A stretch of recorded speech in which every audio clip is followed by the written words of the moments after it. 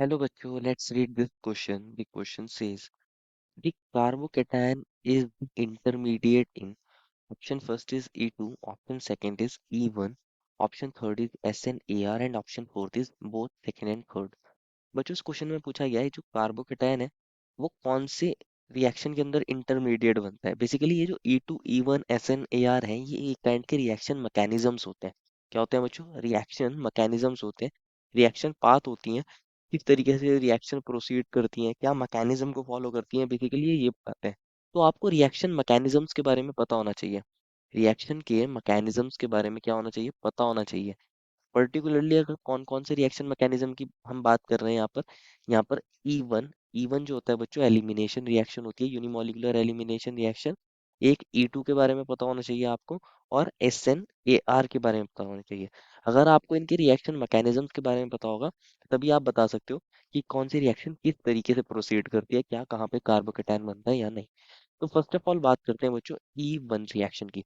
Basically E one क्या है? Unimolecular elimination reaction. Unimolecular elimination reaction, elimination reaction basically ये kind की elimination reaction है, एलिमिनेशन मैकेनिज्म है बेसिकली। और क्या होता है इसके अंदर, यहाँ पर देखने को मिलता है कि जो मैकेनिज्म फॉलो करता है वो यूनिमोलिकुलर होता है, उसकी मोलिकुलैरिटी वन होती है, यूनिमोलिकुलर होती है ये रिएक्शन। क्या होता है इसके अंदर? अगर इसके अंदर बात करी जाए फर्स्ट बच्चों, यूनिमोलिकुलर एलिमिनेशन रिएक्शन के अंदर क्या होता है? अगर यूनिमोलिकुलर एलिमिनेशन रिएक्शन की बात करी जाए, इवन रिएक्शन की बात करी जाए, तो ये टू स्टेप्स में होती है। कितने स्टेप्स में होती है? बेसिकली टू स्टेप्स में होती है। इसको एक एग्जांपल से समझते हैं, एक एग्जांपल से समझते हैं। मान लीजिए ये कौन है, ये हमारे पास कोई अल्काइल हैलाइड है, हमने यहाँ ब्रोमीन ले लिया फॉर एन एग्जाम्पल, और यहाँ एक हाइड्रोजन तो अटैच हो गई। हमने इनको यहाँ पर देखा है, होता क्या है फर्स्ट स्टेप के अंदर, ब्रोमीन जो होता है एक अच्छा लिविंग ग्रुप होता है। तो यहाँ से बी आर नेगेटिव निकल जाता है। कौन निकल जाए? अगर बी आर नेगेटिव निकल जाए तो क्या होगा यहाँ पर? यहाँ पर ये हाइड्रोजन होगा बच्चों और यहाँ पॉजिटिव चार्ज आ जाएगा। स्टेप फर्स्ट के अंदर कार्बोकैटायन बनता है। क्या बनता है बच्चों? कार्बोकैटायन बनता है। ये स्टेप फर्स्ट है बच्चों, स्टेप फर्स्ट। अब स्टेप सेकंड के अंदर क्या होगा? स्टेप सेकंड के अंदर ये जो कार्बोकैटायन बना है यहाँ पर क्योंकि पॉजिटिव चार्ज आ गया है, तो हम यहाँ पर बेस ले लेते हैं। बेस क्या काम करता है? यहाँ पर हाइड्रोजन को एब्स्ट्रैक्ट करेगा ये बेस, और जब ये हाइड्रोजन को एब्स्ट्रैक्ट करेगा, H प्लस को एब्स्ट्रैक्ट करेगा, यहाँ हाइड्रोजन और कार्बन के बीच के इलेक्ट्रॉन यहाँ आ जाएंगे और यहाँ पर एल्कीन की फॉर्मेशन हो जाएगी। तो ये डिपेंड करता है कब इवन रिएक्शन होगी, बेस कैसा है तब। तो वही हमें बताता है कि इवन रिएक्शन कब होगी, बेस कैसा है, रिएक्टेंट कैसा है, कंडीशंस कैसी हैं, कब इवन होगी, ये हमें तब पता चलेगा। तो यहाँ पर कार्बोकेटायन बनता है, इवन रिएक्शंस के अंदर कार्बोकेटायन बनता है। लेकिन अगर वहीं बात करें E2 रिएक्शंस की, E2 रिएक्शंस की, तो ये क्या होती है बच्चों? Bye molecular elimination reactions. Bye molecular elimination elimination reaction elimination reaction. तो यहाँ पर क्या होता है बच्चों? सिंगल स्टेप में होती है रिएक्शन। कैसे होती है? सिंगल स्टेप में रिएक्शन होती है। सिंगल स्टेप में रिएक्शन होती है और यहाँ पर बनती है ट्रांजिशन स्टेट। क्या बनती है बच्चों? ट्रांजिशन स्टेट बनती है यहाँ पर, ट्रांजिशन स्टेट। समझते हैं कैसे होती है बेसिकली ये रिएक्शन। कंसिडर करिए अगेन, हम एक एल्काइल हैलाइड का ही एग्जाम्पल ले लेते हैं बच्चों। होता क्या है इस रिएक्शन के अंदर, मान लीजिए हमने यही वाली अल्काइल हैलाइड ले लिया है, यहाँ पर बी आर है अगेन और यहाँ पर हाइड्रोजन है। तो इसके अंदर क्या होता है, यहाँ पर जब हम एक बेस को लेते हैं तो बेस क्या काम करता है, इस हाइड्रोजन को जब ये एब्स्ट्रैक्ट करेगा, इस हाइड्रोजन को ये जब एक्सट्रैक्ट करेगा तो एक इस तरह की ट्रांजिशन स्टेट बनती है। ध्यान से समझना है।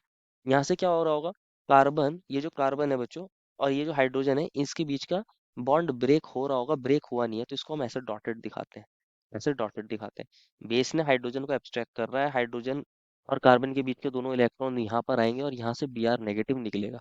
ऐसा होती है रिएक्शन। तो यहाँ पर कार्बन और हाइड्रोजन का बॉन्ड ब्रेक हो रहा होगा, और ये वाला जो कार्बन है बच्चों और ये वाला जो कार्बन है, इनके बीच में यहाँ बॉन्ड बन रहा होगा, बना नहीं है, कंप्लीटली बना नहीं है, इसको हमने डॉटेड दिखाया। और इस वाले कार्बन और बी आर के बीच का यहाँ जो बी आर था, इनके बीच का ये बॉन्ड ब्रेक हो रहा है, कंप्लीटली ब्रेक हुआ नहीं है। इस तरीके की यहाँ ट्रांजिशन स्टेट बनती है, इस तरीके की यहाँ ट्रांजिशन स्टेट फॉर्म होती है, इस तरीके की यहाँ ट्रांजिशन स्टेट फॉर्म होती है। एंड अब क्या होगा यहाँ पर, यहाँ पे एच बी आर यहाँ से निकल गए होंगे तो यहाँ डबल बॉन्ड बन क्या होगा, तो यहाँ कार्बोकेटायन नहीं बनता, ट्रांजिशन स्टेट बनती है। एंड थर्ड रिएक्शन जो है बच्चों, S N A R reaction basically इसको बोलते हैं nucleophilic nucleophilic nucleophilic substitution reaction. Aromatic nucleophilic substitution reaction ऐसे बोल सकते हो आप। एरोमेटिक रिंग के ऊपर क्या हो रहा है, न्यूक्लियोफिलिक सब्स्टिट्यूशन रिएक्शन हो रही है, न्यूक्लियोफिलिक सब्स्टिट्यूशन रिएक्शन। इसको एक एग्जांपल से समझते हैं। जनरली एरोमेटिक रिंग पर अगर कोई लिविंग ग्रुप अटैच हो, मान लीजिए यहाँ पर हम बात कर लेते हैं इसकी, यहाँ पर कोई लिविंग ग्रुप अटैच है, कोई लिविंग ग्रुप अटैच है, एल। एल कौन है बच्चों, कोई लिविंग ग्रुप है, एल कौन है, कोई लिविंग ग्रुप है, living, L is equals to living group, living group. और ये एक एरोमेटिक रिंग है, हमने ये बेंजीन रिंग ले रखी है। तो जनरली यहाँ पर न्यूक्लियोफिलिक सब्स्टिट्यूशन रिएक्शन इजीली नहीं होती, इजीली नहीं होती। अगर आप यहाँ न्यूक्लियोफाइल को लाओगे, एनयू नेगेटिव को लाओगे, एनयू नेगेटिव कौन है बच्चों, न्यूक्लियोफाइल है, न्यूक्लियोफाइल। जनरली न्यूक्लियोफाइल इजीली यहाँ पर लिविंग ग्रुप को सब्स्टिट्यूट नहीं करता। लेकिन अगर यहाँ पर कोई इलेक्ट्रॉन विड्रॉइंग ग्रुप हो, फॉर एन एग्जाम्पल मैं एक एल्डिहाइड को ले सकता हूँ, यहाँ पर मैंने एक एल्डिहाइड ग्रुप ले लिया, एल्डिहाइड ग्रुप ले लिया, ये एक इलेक्ट्रॉन विड्रॉइंग ग्रुप है। और कोई ग्रुप भी हो सकता है, और कोई ग्रुप ले सकते हो, NO2 ग्रुप ले सकते हो आप। इलेक्ट्रॉन विड्रॉइंग ग्रुप होना चाहिए, क्या होना चाहिए, इलेक्ट्रॉन विड्रॉइंग ग्रुप प्रेजेंट हो। अब ये ऑर्थो पोजीशन पर भी हो सकता है, पैरा पोजीशन पर भी हो सकता है, मेटा पर भी हो सकता है, बट जनरली ऑर्थो और पैरा पोजीशन पर अगर इलेक्ट्रॉन विड्रॉइंग ग्रुप होते हैं तो यहाँ क्या देखने को मिलता है, तब यहाँ इजीली सब्स्टिट्यूशन हो जाता है। न्यूक्लियोफाइल फर्स्ट ऑफ ऑल क्या काम करता है, यहाँ पर अटैक करता है, और जब ये यहाँ पर अटैक करेगा तो ये वाला बॉन्ड यहाँ शिफ्ट होता है और ये बॉन्ड यहाँ शिफ्ट हो सकता है। तो इलेक्ट्रॉन विड्रॉइंग ग्रुप क्या कर रहा है, यहाँ पर नेगेटिव चार्ज जो जनरेट हो रहा है उसको क्या कर रहा है, कॉन्जुगेशन में पार्टिसिपेट कर रहा है, जिससे वो क्या करता है, स्टेबलाइज करता है कार्बन आयन को। तो फर्स्ट ऑफ ऑल एडिशन होता है यहाँ पर, यहाँ पर न्यूक्लियोफाइल आ जाता है, यहाँ पर न्यूक्लियोफाइल आ जाता है, ये डबल बॉन्ड, ये डबल बॉन्ड, और ये CO नेगेटिव के अंदर कन्वर्ट हो गया होगा। अब नेक्स्ट स्टेप के अंदर क्या होता है, ये नेगेटिव चार्ज वापस यहाँ आता है, ये नेगेटिव चार्ज वापस यहाँ आता है, और ये डबल बॉन्ड यहाँ फॉर्म हुआ था ये इधर जाता है, और यहाँ से लिविंग ग्रुप निकलता है, यहाँ से लिविंग ग्रुप निकलता है -L नेगेटिव। तो इस तरीके से यहाँ पर अगेन क्या बन गया होगा, डबल बॉन्ड बन गया होगा। ये डबल बॉन्ड था, ये डबल बॉन्ड था, और यहाँ पर ये न्यूक्लियोफाइल आ गया है, न्यूक्लियोफाइल आ गया है। तो बेसिकली यहाँ पर ये क्या बनता है, यहाँ पर कोई कार्बोकैटायन नहीं बनता, यहाँ पर कोई कार्बोकैटायन नहीं बनता। फर्स्ट ऑफ ऑल यहाँ पर क्या होता है, न्यूक्लियोफाइल आता है, अटैक करता है, और यहाँ पर देन क्या होता है, यहाँ से लिविंग ग्रुप निकल जाता है। बेसिकली यहाँ कार्बन आयन बनती है, यहाँ पर कार्बोकैटायन नहीं बनता। कार्बन आयन कैसे बनती है इसको समझते हैं। बेसिकली को आप ऐसे समझ सकते हो, भी आपने देखा है बच्चों, यहाँ पर क्या हुआ था, यहाँ पर लिविंग ग्रुप था बच्चों, ये डबल बॉन्ड था, डबल बॉन्ड था, डबल बॉन्ड था, यहाँ हमने इलेक्ट्रो विड्रॉइंग ग्रुप ले लिया। कोई और ग्रुप भी हो सकता, कोई और ग्रुप भी हो सकता था यहाँ इलेक्ट्रॉन विड्रॉइंग ग्रुप। जब यहाँ न्यूक्लियोफाइल अटैक करता है बच्चों, जब यहाँ न्यूक्लियोफाइल अटैक करता है, बेसिकली फर्स्ट ऑफ ऑल तो पाई बॉन्ड यहाँ पर ही शिफ्ट होगा।